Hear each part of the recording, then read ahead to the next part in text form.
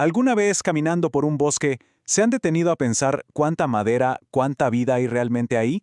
Y no es solo una pregunta para ponernos poéticos, es una cuestión científica y súper importante. Hoy vamos a conocer la ciencia que nos da la respuesta, la dasometría. A primera vista, suena como una misión imposible, ¿cierto? O sea, medir cada árbol, cada rama, la escala es gigantesca. Pero fíjense, la ingeniería forestal ha creado métodos sorprendentemente precisos para lograrlo. Así que vamos a descubrir cómo. Ok, este va a ser nuestro plan de vuelo. Primero, la ciencia de la medición. Después, nos vamos a lo práctico, cómo se mide un solo árbol. Luego, escalamos para calcular el volumen de todo un bosque. Y al final, cerramos con lo más importante. ¿Por qué todo esto es clave para la sostenibilidad? Bueno, vamos a empezar por el principio. Para poder responder esa pregunta que nos hicimos, necesitamos conocer la ciencia que se encarga de todo esto. El nombre dasometría suena un poco técnico, ¿verdad? Pero si lo desglosamos, viene del griego. Dasos, que es bosque, y metros, medida. O sea, literalmente medir el bosque. Y es justo eso. Es la ciencia que toma ese caos aparente de la naturaleza y lo convierte en datos. Datos duros, medibles, que son fundamentales para cuidar y gestionar nuestros bosques. Y para hacer esto, la dasometría se apoya en tres grandes pilares. Piensen en esto. Primero está la dendrometría, que es como ponerle una cinta métrica a cada árbol, uno por uno. Luego, la esterometría toma esas medidas y las usa para calcular el volumen de todo el bosque. Y finalmente, la epidometría le mete la variable del tiempo, o sea, estudia cómo crecen. Estas tres juntas nos dan la película completa. Perfecto. Entonces, todo este gran trabajo de medir un bosque empieza con una sola cosa: el árbol. Medirlo de forma correcta es la base, el cimiento de todo lo demás. Miren, es que si nos fijamos, ningún tronco es un cilindro perfecto como en los dibujos. Para nada. Algunos son medio ovalados, otros más cónicos, otros totalmente irregulares. Y es justo por esta variedad que se necesita un estándar, una regla que aplique para todos. Por eso los ingenieros forestales inventaron una medida universal, el famoso DAP. Entonces, la palabra clave aquí es consistencia. Para medir el DAP, que es el diámetro a la altura del pecho, hay reglas súper estrictas. Siempre, pero siempre, a 1,30 m del suelo. La herramienta tiene que estar totalmente perpendicular al tronco. Y si el terreno está inclinado, se mide desde el lado de arriba. ¿Por qué tanta regla? Para que una medida sea comparable en cualquier parte del mundo. Ok, el diámetro ya está. Pero, ¿y la altura? Obviamente no nos vamos a subir con una cinta métrica hasta la punta, ¿verdad? Aquí es donde la cosa se pone interesante y entra la trigonometría. Con unos instrumentos especiales, los ingenieros calculan la altura del árbol desde lejos, sin siquiera tocar la copa. Pura matemática, pero aplicada ahí en medio de la naturaleza.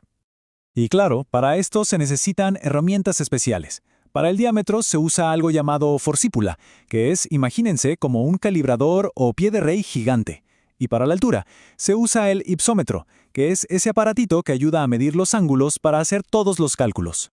Muy bien, ya dominamos cómo medir un solo árbol.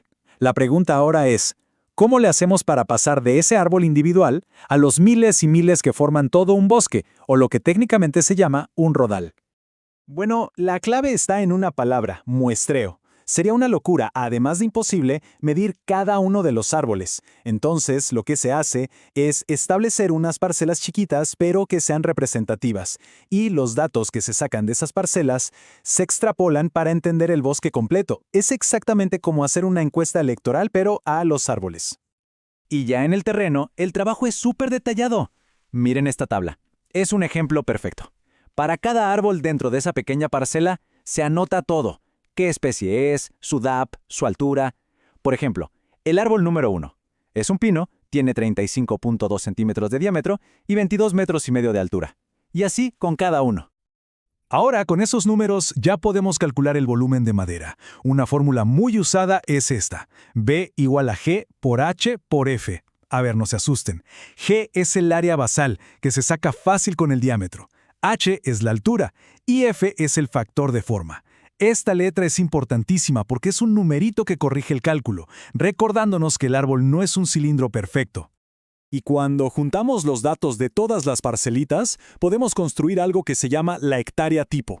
Este gráfico es básicamente una radiografía del bosque. Nos dice cuántos árboles hay de cada tamaño.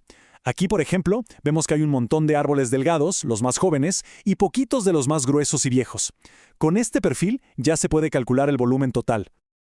Ok, hasta ahora hemos visto todo el cómo se hace. Pero ahora viene la parte, yo diría, más importante de todas. El por qué. O sea, ¿por qué tomarse tanta molestia? ¿Por qué es tan importante medir los bosques con este nivel de detalle? Esta frase que vemos en pantalla lo clava. Sin información cuantitativa, o sea, sin números, es imposible administrar bien un bosque. El inventario forestal es la piedra angular de cualquier plan de manejo sostenible. Es que, piénsenlo bien, es de sentido común. Nadie puede administrar algo que no sabe cuánto tiene. Y las aplicaciones de tener estos datos son enormes. De verdad, con esta información se pueden planificar cosechas de madera que sean de verdad sostenibles. Se pueden diseñar proyectos para restaurar zonas dañadas.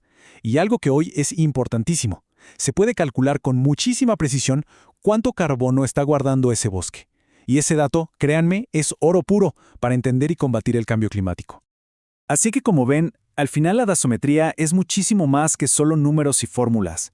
Es la ciencia que nos da el lenguaje para entender a nuestros bosques, y así poder protegerlos mejor. Tener este conocimiento nos da el poder de actuar.